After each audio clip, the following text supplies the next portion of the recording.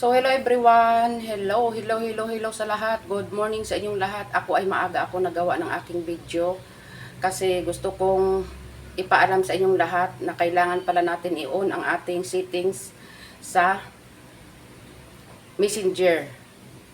Hindi lang to sa atin na nagre-reels, hindi lang para sa atin tong nagre-reels at nagko-content.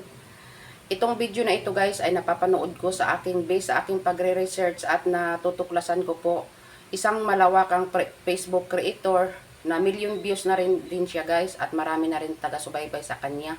So napapanood ko po ito na kailangan pala natin i-on ang ating Messenger, no? Ganito kasi kailangan natin i-on siya kasi para makaiwas tayo sa mga hacker. So naggawa ako ng video para sa atin, hindi lang para sa akin na ako nakatuklas, no? Hindi lang para sa akin, para sa lahat. Na lahat pala tayo, in general pala to guys, hindi lang yung nagpe-Facebook creator, hindi lang yung nagre-reels, in general po ito na lahat na gumagamit ng Messenger.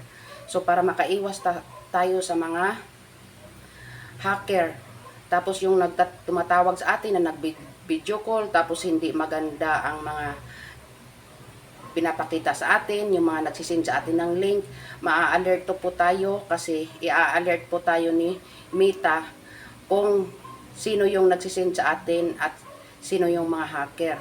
So, kung gusto nyong malaman guys, sundan nyo lang by step ito at sundan nyo lang at dapat ninyo ibabahagi ito sa iba para marami ding nakakaalam. So, ito, ginagawan ko talaga to ng video para tayo ay makapag-set up sa ating settings, no?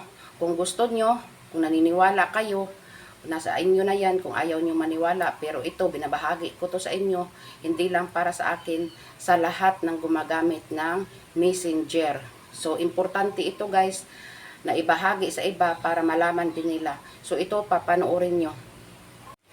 So, nag-green screen lang tayo guys kasi wala tayong filter dyan. Green screen tayo kasi para sa ating tinuturo. Hindi ako professional tutorial pero based lang sa akin na research, ito ay ginagawan ko ng video para sa inyo, para sa atin.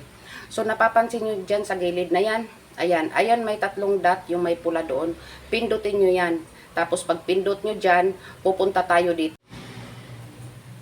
Ayan guys, pupunta tayo dyan. So pindutin nyo yung may icon sa taas na ibabaw sa blue, yung may parang bearing or ano yan, icon, settings yan, pindutin nyo yan, tapos pag napindot nyo yan, mapunta tayo dito. So ayan po, mapunta po tayo dyan at i-scroll lang natin pataas, mapunta tayo sa privacy and ano ba yun? Security. Ayan, mapunta tayo dyan. Pindutin nyo yung privacy and security. So pagkatapos nyo mapindot yan, mapunta po tayo dito. Ayan guys, mapunta po tayo dyan. So, scroll nyo lang pataas. Tapos, pag scroll nyo pataas, makikita nyo dyan ang IP. So, pag nakikita nyo yung IP, pindutin nyo yung IP dyan guys. Tapos, pag napindot nyo na yan, mapunta din tayo dito guys.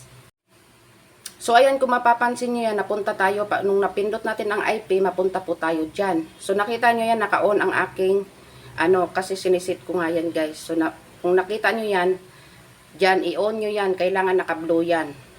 Kailangan naka-blue.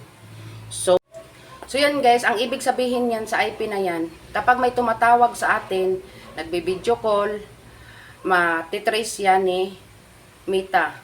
So, i-alert tayo ni Meta kung may hindi kaaya-ayang ginagawa or sinisend sila sa atin or may pinapakita silang mga hindi kaaya-ayang mga video. So, makakaiwas din po tayo sa hacker, yung naghahack sa ating mga account, mga nagpapasa sa atin ng link, kasi naka-on tayo dyan. Kung hindi kayo nakaka-on dyan, sigurado kayo.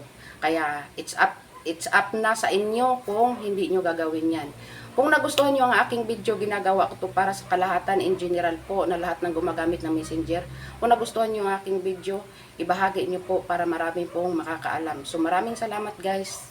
Bye-bye.